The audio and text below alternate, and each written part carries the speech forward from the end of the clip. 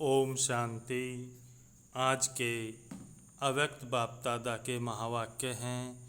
आज मुरली का सार है, उदासी आने का कारण छोटी मोटी अवज्ञाएं। आज बाबा ने कहा, आज बेहद के बड़े ते बड़ा बाप, ऊंचे ते ऊंच बनाने वाले बाप अपने चारों ओर के बच्चों में से विशेष आज्ञाकारी बच्चों को देख रहे हैं। आज्ञाकारी बच्चे तो सभी अपने को समझते हैं, लेकिन नंबरवार हैं। बाबा ने कहा, कोई सदा आज्ञाकारी और कोई आज्ञाकारी है, सदा नहीं है। आज्ञाकारी की लिस्ट में सभी बच्चे आ जाते हैं, लेकिन अंतर जरूर है। आज्ञा देने वाला बाप सभी बच्चों को एक समय पर एक ही आज्ञा देते, अलग अलग भिन्न भिन्न आज्ञा भी नहीं देते। फिर भी नंबरवार क्यों होते हैं? क्योंकि जो सदा हर संकल्प व कर्म करते, बाप की आज्ञा का सहज ही समर्थी स्वरूप बनते, वह स्वतः ही हर संकल्प, बोल और कर्म में आज्ञा प्रमाण चलते। और जो समर्थी स्वरूप नहीं बनते, उनको बार बार समर्थी लानी पड़ती है। बाबा ने कहा, तो नंबर 1 है सहज स्वतः समर्थी स्वरूप आज्ञाकारी, और दूसरा नंबर है कभी समर्थी कर्म करने वाले और कभी कर्म के बाद समर्थी में आने वाले। और तीसरे नंबर की तो बात ही छोड़ दो। 2 मालाएं, पहली छोटी माला, दूसरी बड़ी माला, तीसरी की तो माला ही नहीं है, इसलिए 2 की बात कर रहे हैं। आज्ञाकारी नंबर 1 सदा अमृत वेले से रात तक सारे दिन की दिनचर्या के हर कर्म में आज्ञा प्रमाण चलने के कारण हर कर्म में मेहनत नहीं अनुभव करते, लेकिन आज्ञाकारी बनने का विशेष फल बाप के आशीर्वाद की अनुभूति करते हैं, क्योंकि आज्ञाकारी बच्चे के ऊपर हर कदम में बाप दादा के दिल की दुआएं साथ हैं। बाबा ने कहा, इसलिए दिल की दुआओं के कारण हर कर्म फलदायी होता है। बाबा कहते हैं, नंबर 1 आज्ञाकारी आत्माओं के तीनों ही प्रकार के संतुष्टता, सत्य और सदा अनुभव होते। कई बार कई बच्चे अपने कर्म से स्वयं संतुष्ट होते हैं कि मैंने बहुत अच्छा विधि पूर्वक कर्म किया, लेकिन कहाँ सफलता रूपी फल जितना स्वयं समझते हैं उतना दिखाई नहीं देता। कहाँ फिर स्वयं भी संतुष्ट, फल में भी संतुष्ट, लेकिन संबंध संपर्क में संतुष्टता नहीं होती।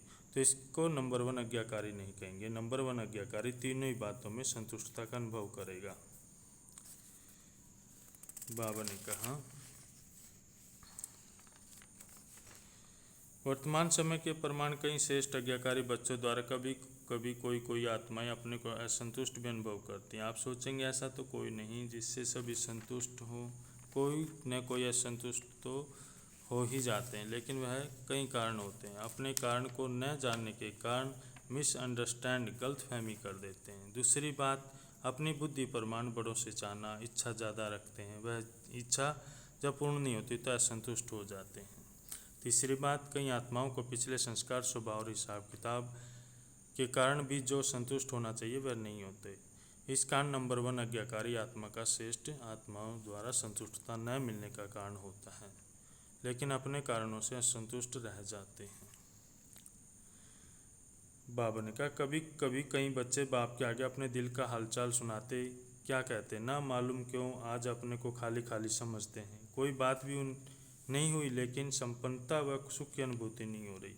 कई बार उस समय कोई उल्टा कार्य या कोई छोटी मोटी भूल नहीं होती है, लेकिन चलते चलते अनजान व बेलापन में समय प्रति समय आज्ञा के प्रमाण काम नहीं करते। पहले समय की अवज्ञा का बोझ किसी समय अपने तरफ खींचता है, जैसे पिछले जन्मों के कड़े संस्कार, स्वभाव कभी कभी न चाहते भी अपने तरफ खींच लेते हैं। ऐसे समय प्रति समय की हुई अवज्ञाओं का बोझ कभी कभी अपने तरफ खींच लेता है। बाबा ने कहा,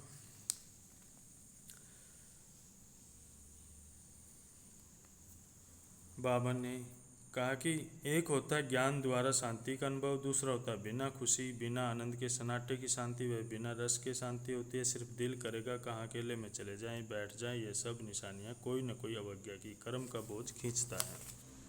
अवज्ञा एक होती है पाप कर्म करना व कोई बड़ी भूल करना। दूसरी छोटी छोटी अवज्ञाएँ भी होती है, जैसे बाप की आज्ञा है अमृत वेले विधि पूर्वक शक्तिशाली याद में रहो। तो अमृत वेले अगर इस आज्ञा का प्रमाण नहीं चलते तो उसको क्या कहेंगे? आज्ञाकारी व अवज्ञा। हर कर्म योगी बन करके करो, निमित्त भाव से करो, निर्माण बन करके करो, या आज्ञाएं हैं। ऐसे तो बड़ी बहुत लिस्ट है, लेकिन दृष्टांत की रीति में सुना रहे। दृष्टि वृत्ति सब के लिए आज्ञा है। इन सब आज्ञाओं में से कोई भी आज्ञा विधि पूर्वक पालन नहीं करते तो इसको कहते हैं छोटी मोटी अवज्ञाएं। यह खाता अगर जमा होता रहता तो ज़रूर अपनी तरफ खींचेगा ना, इसलिए कहते हैं कि जितना होना चाहिए उतना नहीं होता। जब पूछते हैं ठीक चल रहे हैं तो सब कहेंगे हाँ, और जब कहते हैं कि जितना होना चाहिए उतना है तो फिर सोचते हैं। इतने इशारे मिलते हैं, नॉलेजफुल होते भी जितना होना चाहिए उतना नहीं होता। कारण है पिछला व वर्तमान बोझ डबल लाइट बनने नहीं देता है।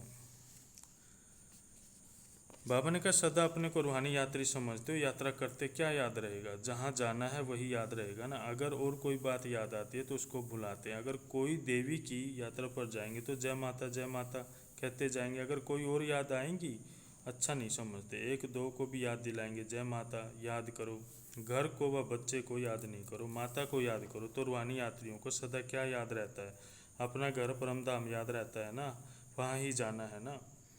तो अपना घर और अपना राज्य स्वर्ग दोनों याद रहता है, या बातें भी याद रहती हैं? बाबा ने कहा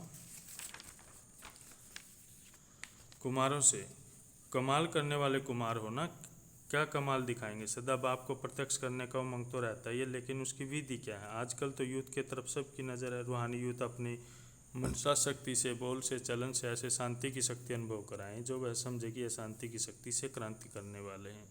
जैसे जिस्मानी यूथ की चलन और चेहरे से जोश दिखाई देता है ना, देखकर ही पता चलता है कि यह यूथ है, ऐसे आपके चेहरे और चलन से शांति की अनुभूति हो। इसको कहते कमाल करना। आज का वरदान है थकी व तड़पती आत्माओं को सिद्धि देने वाले खुदाई खिदमतगार भव। आत्माओं की बहुत समय से इच्छा व आशा है निवाण व मुक्ति धाम में जाने की। इसके लिए अनेक जन्मों से अनेक प्रकार की साधना करते करते थक चुकी हैं। अभी हर एक सिद्धि चाहते न कि साधना, सिद्धि अर्थात सदगति। तो ऐसी तड़पती हुई, थकी हुई, प्यासी आत्माओं की प्यास बुझाने के लिए आप श्रेष्ठ आत्माएं अपने साइलेंस की शक्ति व सर्व शक्तियों से एक सेकंड में सिद्धि तो तब कहेंगे खुदाई खिदमतगार। स्लोगन है कमज़ोर संस्कार ही माया के आने का चोर गेट है, अब यह गेट बंद करो। ओम शांति।